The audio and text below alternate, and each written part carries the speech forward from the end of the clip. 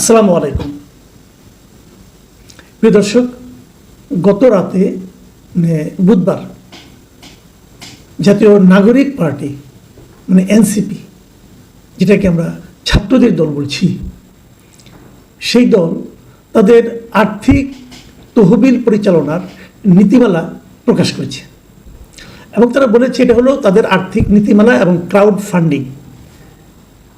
আমি এই নিউজটা দেখে এবং ডিটেল যতটুকু আমি পেয়েছি, এদের যে প্রকাশনা যে অনুষ্ঠানটা, সেই অনুষ্ঠানে তারা সাংবাদিকদের বিভিন্ন প্রশ্নের জবাব দিয়েছেন এবং এই জবাবগুলো দেখেছি এবং তাদের এ সংক্রান্ত যে নীতিমালা যেটা ওয়েবসাইটে পাওয়া যাচ্ছে সেটাও আমি দেখেছি।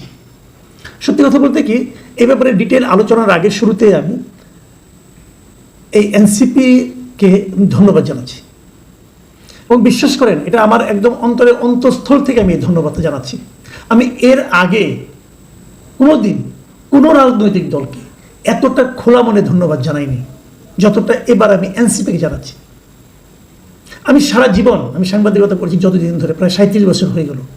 এনসিপির অনেক নেতার বয়সে 37 না, তো এই 37 বছরের সাংবাদিকতা জীবনে এবং আমার ব্যক্তিগত জীবনে আমি সবসময় যে বিষয়টার উপর সবচেয়ে গুরুত্ব দিই সেটা হলো আর্থিক স্বচ্ছতা।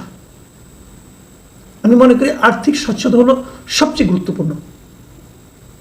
আমি কেন মনে করি সেটা নিয়ে আরেকদিন আলোচনা করব। এবং আমাদের সবচেয়ে বড় ট্র্যাজেডি হলো আমাদের রাজনৈতিক দলগুলোর কোনো আর্থিক স্বচ্ছতা নেই। তারা কিভাবে টাকা পায়, কিভাবে টাকা খরচ করে, এই ব্যাপারে তারা কারো কাছে জানায় না, কাউকে জবাবদিহি করে না। এবং এই যে আর্থিক স্বচ্ছতা না থাকাটা, এটাই কিন্তু চাঁদাবাজি, দুর্নীতি, লুটপাট এই প্রত্যেকটা কাজকে উৎসাহিত করে। একজন লোক এমপি হলেন, একজন লোক মন্ত্রী হলেন, আমরা দেখলাম 5 বছরের মধ্যেই তার আর্থিক অবস্থা একদম চোখে পড়ার মতো চেঞ্জ হয়ে গেল। আগে হয়তো ব্যাংকে তার স্থিতি ছিল 10 লাখ টাকা, এটা হয়ে গেল 200 কোটি টাকা। আমরা দেখেছি একজন স্কুল টিচার, আওয়ামী লীগের এক মহিলা স্কুল টিচার ছিল সিরাজগঞ্জের দিকে, হিন্দি না কি যেন নাম, স্কুল টিচার, সে কত হাজার কোটি টাকা মালিক হয়ে গেল 5 বছরে। কিভাবে? কেউ প্রশ্ন করে না, কেউ প্রশ্ন করতো না, বা উনি প্রশ্ন করলে উনি উত্তর দেওয়ার কোনো প্রয়োজন বোধ করতেন না। সেই জায়গাটাতে একটা পার্টিকে জবাবদিহিতার আওতায় আনা, আমি মনে করি একটা পার্টির প্রথম এবং সবচেয়ে বড় যোগ্যতা। এনসিপি দেরিতে করেছে কাজটা, অনেক দেরিতে করেছে। এই কাজটা যদি তারা শুরুতে করতে পারত তাহলে তাদের পার্টি আজকে অন্য জায়গায় থাকতো, অন্য উচ্চতায় থাকতো। যাই হোক, তবু ওনারা করেছেন।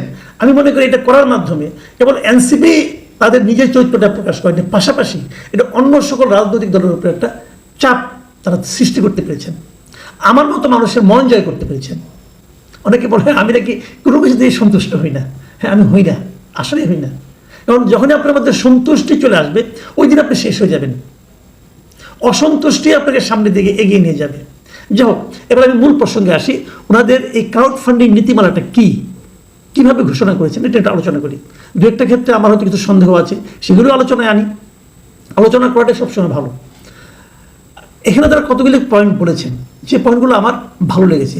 ওনারা বলেছেন ওনারা কয়েকভাবে টাকা নেবেন, কয়েকভাবে তাদের ফান্ড রেজ করবেন। 1 নম্বর হলো গিয়ে ওনারা দলীয় ফর্ম বিক্রি করবেন, 2 লাখ ফর্ম বিক্রি করবেন। এই 2 লাখ ওনারা আপাতত আশা করছেন যে 2 কোটি টাকা আসবে। এক একটা ফর্মের দাম 100 টাকা, তারপরে 2 লাখ ফর্ম তারা বিক্রি করবেন সারা দেশে। সদস্য ফর্ম আসলে ভালো, কম আসলেও সমস্যা নাই। অলরেডি 70,000 ফর্ম মতো তারা বিভিন্ন জেলায় পাঠিয়েও দিয়েছেন। কি আসে দেখা যাক। এর বাইরে থাকবে এককালীন চাঁদা দিবেন সবাই, যারা মেম্বার হতে চান তারা দিবেন। মাসিক চাঁদা তারা নেবেন সবার কাছ থেকে। এছাড়া টি শার্ট, মগ, বই এগুলি তারা বিক্রি করবেন। এখান থেকে কিছু টাকা আসবে।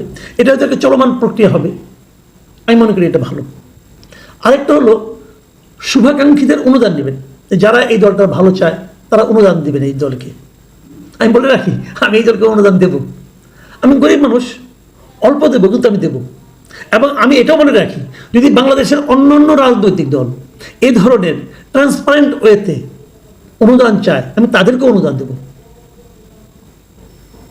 যত দল চাইবে আমি সব দলকে অনুদান দেবো। কারণ আমি চাই সবাই কথা বলুক, দেশের স্বার্থে সবাই কথা বলুক। এবং সেক্ষেত্রে আমার যতটুকু সামর্থ্য আছে আমি সবাইকে চাইবো যে তারা টিকে থাকুক। টিকে থাকার জন্য টাকাটা একটা জরুরি ব্যাপার। সেই টাকাটা মানুষের কাছ থেকে আসা উচিত। সেই টাকাটা যদি একজন লোক দেয়, ধরেন একজন বড় ব্যবসায়ী দিল, যখন আপনি একজন বড় ব্যবসায়ীর কাছ থেকে টাকা নেবেন, তখন সেই ব্যবসায়ীটার কাছে আপনি কিন্তু আপনার মাথা বিক্রি করে দিলেন। পরবর্তী সময় যদি আপনি কোনো জায়গায় দায়িত্বপূর্ণ জায়গায় যান, তখন ওই ব্যবসায়ীর কাছে কিন্তু আপনি দায়বদ্ধ থাকবেন। তারা আপনাদের কাছ থেকে কিন্তু অন্যায় আবদার তারা আপনার কাছ থেকে বাস্তবায়ন করিয়ে নিয়ে যাবে। যে কারণে একজনের কাছ থেকে 10 লাখ টাকা না নিয়ে আপনি 1000 জনের কাছ থেকে 1000 টাকা করে নেন, সেটা হলো ভালো। যাও, তারা ওই দিকে যাবে। কিন্তু এখানে আরেকটা জিনিস আমার পছন্দ হয়েছে, সেটা হলো যে যারা পূর্ণকালীন নেতাকর্মী যারা হবে, যারা নাকি দলের জন্য সার্বক্ষণিক কাজ করবে, ওদের সংসার কীভাবে চলবে, এই প্রশ্নটা আমি বহুবার বলেছি। আমি বহুবার জানতে চেয়েছি যে একটা দলের যারা লিডার, ওদের সংসার কীভাবে চলবে। আপনি দেখবেন একটা দলের সাধারণ সম্পাদক, সভাপতি মানে হওয়ার পরে গাড়ি বাড়ি অনেক কিছু হয়ে যায়। কোথেকে আসে ভাই, কোথেকে আসে বলেন? দল ওনাকে বেতন দেয়, বেতন দিলে কয় টাকা বেতন দেয়? যারা মন্ত্রী হন, মন্ত্রীর বেতন কত? মন্ত্রীর বেতন কত? তাহলে তার শান শৌকত আসে কোথেকে? এই সমস্ত প্রশ্ন কিন্তু উঠবে। বাংলাদেশের কোনো মন্ত্রীর বেতন আমার চেয়ে বেশি না।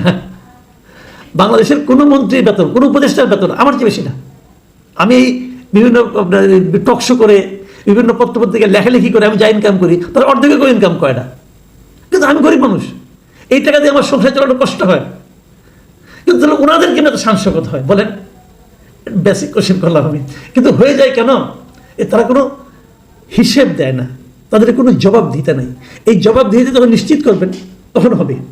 আবার যারা বিরোধী দলে আছেন তাদেরও শান শৌকত দেখবেন, করে বিরোধী দল এত টাকা আসে থেকে, ওই যে কমিটি বাণিজ্য করে, অমুক করে তমুক করে আসে।